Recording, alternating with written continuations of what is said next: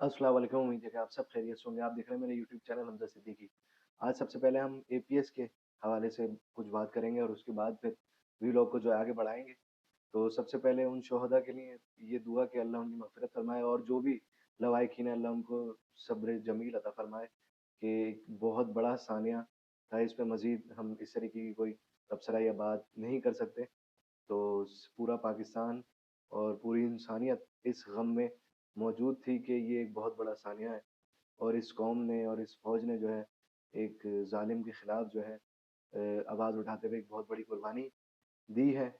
और उसके साथ-साथ मैं एक टेक्निकल बात करना चाहूँगा कि पहले हम नॉर्दर्न एरियाज़ में सर्वाइवल मोड में थे और आज अल्हम्दुलिल्लाह ये दहशतगर्द इस सरहद से बाहर जो है सर्वाइवल मोड में है। इसका इस टेक्निकल जवाब का मतलब ये है कि हमने इनको यहाँ से मार भगाया है। हमारे पाकिस्तानियों के चोला पहन के ये हमें गुमराह करने की कोशिश कर रहे थे, उसमें इन्हें हमने बाहर निकाला। और मज़ीद अगर हम बात करें तो इस पे जो है कुछ जैसे गरीदा फ़ारूकी ने एक इंटरव्यू लिया था जो कि बहुत ज़्यादा वायरल भी हुआ। उसमें एक फ़ौजी जवान ये कहते हुए आप दीदा हो गए थे कि उन्होंने हफ़्ते भर सिर्फ़ पानी और कुछ खाने की चीज़ें थी, बाकी उनके पास कोई ऐसी अशिया मौजूद नहीं थी खाने-पीने की। उसके बावजूद वो ऑपरेशन करते रहे और लड़ते रहे और उसके बाद फिर ज़र-ए-अज़्म मुकम्मल हुआ, फिर उसके बाद अब्दुल फ़साद शुरू हुआ और आज अल्हम्दुलिल्लाह तीसरी कमान आ गई है इस सानिया के बाद और अल्हम्दुलिल्लाह हमने दहशतगर्दों को बहुत ज़्यादा जो है बाहर निकाल दिया। इसी के साथ एक काफ़ी टाइम पहले एक सानिया हुआ था और वो ये है कि पाकिस्तान के खिलाफ एक बहुत बड़ी साज़िश हुई, जो कि 1971 के हवाले से मैं आपसे बात करना चाहूँगा।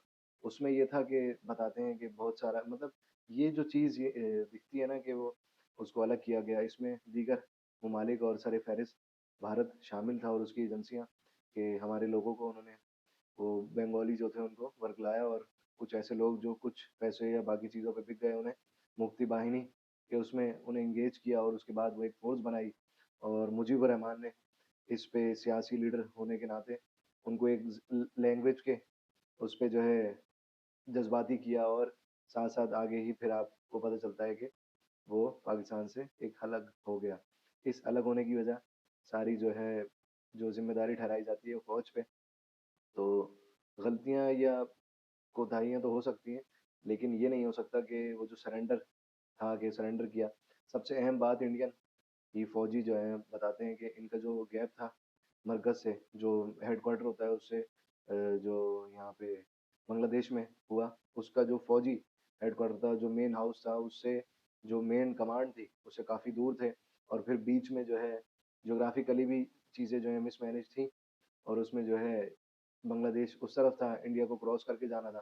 तो ये सारी चीज़ें लाहक थी और जिसका इंडिया ने फ़ायदा उठाया और फिर हमने एक चीज़ जो है भुगती। लेकिन उसमें काफ़ी फ़ौजियों को जो है निशाने हैदर मिले और निशाने हैदर बहादुरी से लड़ने वालों को मिलते हैं।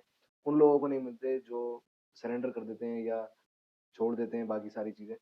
तो ये जो चीज़ है ये प्रोपेगेंडा है। कुछ बंगाली ही बुक्स हैं, ऑथर हैं जो ये लिखते हैं कि पाकिस्तान फ़ौज ने ना हम पे ज़ुल्म किया, ना ही हम पे जो है इस तरीके की चीज़ें की जो कि आज आम तौर पे चलती हैं। तो ये डिसइन्फॉर्मेशन जो है नस्ल दर नस्ल पाकिस्तान और मुसलमानों में डाली जा रही है कि ये जो है सरेंडर कर दिया था और 90,000 फ़ौजी थे, जबकि 20-25,000 वहाँ लड़ने गए थे जिसमें से काफ़ी शहीद हो गए और कुछ ऐसे हैं जिनको निशाने हैदर मिला। तो ये सारी चीज़ें जभी मिलती हैं जब आप बहादुरी से लड़ रहे होते हो। हमने इसमें तीसरी बात ये करनी है कि आर्मी चीफ जो है अमेरिका गए हैं ऑफिशियल विजिट पे, जिसमें वो स्टेट डिपार्टमेंट से भी मिले हैं और पेंटागन के लोगों से भी मिले हैं, आर्मी चीफ से भी मिले हैं अमरीकी और उसके बाद जो है वो अक़वाम मुत्तहिदा से भी मिले हैं। जिसमें उन्होंने बात की है कि अक़वाम मुत्तहिदा के जो कवानीन है उसकी खिलाफ वर्जी कर रहा है इंडिया। दूसरा उन्होंने फ़लस्तीन की भी बात की है और उस पे भी कहा है कि इज़राइल जो है अक़वाम मुत्तहिदा की जो कवानीन है उनकी खिलाफ वर्जी कर रहा है। इस पे भी उन्होंने बात की है। और दूसरा ये कि एक तासुर ये दिया जा रहा है कि वो उनको जो प्रोटोकॉल नहीं मिला। तो मैं ये बताता चलूँ कि वो ऑफ़िशियल विज़िट पे गए हैं और ये जो अहमियत दी जाती है कि स्टेट डिपार्टमेंट या वज़ीर ख़ारजा या आर्मी चीफ़ अमेरिका का मिला है, ये हर किसी के लिए अवेलेबल नहीं है। और भी सारे आर्मी चीफ जाते हैं, उनको जो है इस तरीके से डील नहीं किया जाता। फिर एक कैंपेन चलना शुरू हो गई कि वो जो है वहाँ इलेक्शन की हुकूमत की बात हुई होगी, अमेरिका नहीं माना इसलिए इलेक्शन करा रहे हैं। जबकि एक ग्रोह जो है या एक सियासी पार्टी कह लें, वो ये कह रही थी कि पहले इलेक्शन कराने हैं। फिर वो कहने लगे कि अब इलेक्शन नहीं होंगे। अब वो मजबूर हो गए क्योंकि रियासत की तरफ से ये आ गया कि अब इलेक्शन होने हैं 8 फरवरी को। फिर ये एक उन्होंने सोचा छोड़ा कि हमारी एस्टेब्लिशमेंट से बातें हो रही हैं और शायद कोई डील हो जाए। तो ये चीज़ भी सही नहीं है कि इस तरीके की कोई बात नहीं हो रही है। अब कोई भी डील या कुछ ऐसी सियासी तौर पे ऐसा कुछ भी नहीं होगा। फिर अब जो है ये चलना शुरू होगा कि जो अमेरिकी कुछ ऑथर हैं उन्होंने लिख दिया कि यहाँ पे जो है ना पाकिस्तान में धांधली होगी इलेक्शन में। ये एक जो है सिनेरियो बनाया जा रहा है कि जो हारेगा वो इस धांधली का जो है धांधली के कंधे पे रख के जो है गोली चलाएगा।